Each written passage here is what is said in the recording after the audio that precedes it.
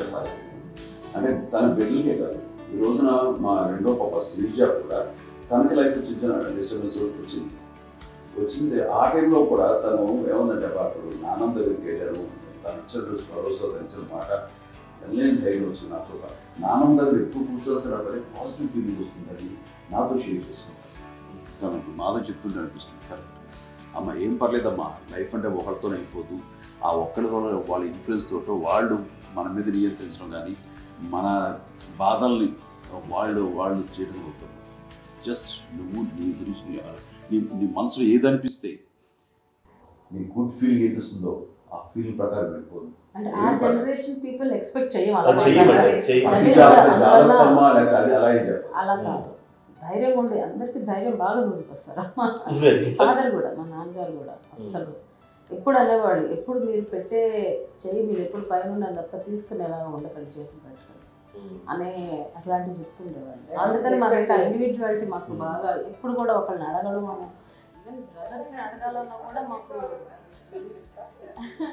అది పడిపోయింది మైండ్లో, కష్టపడుతుంది. సో నాకు అంటే ఆవిడ మా అమ్మ ఏదన్నా కొంచెం డిప్రెస్ అయినా నేను చాలా ఎక్కువ అమ్మకి షేర్ చేసుకుంటే అన్నయ్య కూడా లేడు. అన్నయ్య ఉన్నప్పుడు ఓకే, లేనప్పుడు నేను ఎక్కువ షేర్ చేసుకునేవాడిని. బట్ ద బెస్ట్ థింగ్ మా అమ్మ దగ్గర నుంచి హగ్ అండి. ఈరోజు కూడా మా అమ్మని హగ్ చేసుకోకపోతే అంటే అది నాకు మా అందరిలోనూ అంటే ఆవిడ పెద్ద చదువుకున్న వ్యక్తి కాదు, పెద్దగా నా ఎక్స్పోజ్డ్ కాదు, కానీ ఇవాళ అన్నయ్య కానీ విజయ, మాధవి, నేను, కళ్యాణ్ బాబు ఈరోజుకి టుగెదర్గానే ఉంటాం. మేబీ మాకు కొన్ని విషయాల్లో నాకు మా మాధవ్కి డిఫరెన్స్ ఆఫ్ ఒపీనియన్స్ ఉండొచ్చు, మా చెల్లికి మా అన్నయ్యకి అట్లా ఉండొచ్చు.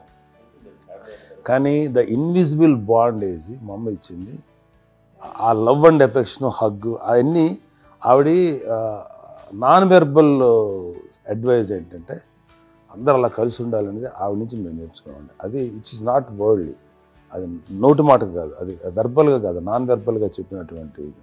సో అందుకని అది మాకు గొప్ప, మేమందరం ఇప్పుడు అలా ఉండడానికి కారణం, అంత కలిసి ఉండడానికి కారణం, మెయిన్ కారణం మా అమ్మ అండి. అది సో అందరం ఉండాలనేది మా అమ్మ అడ్వైస్.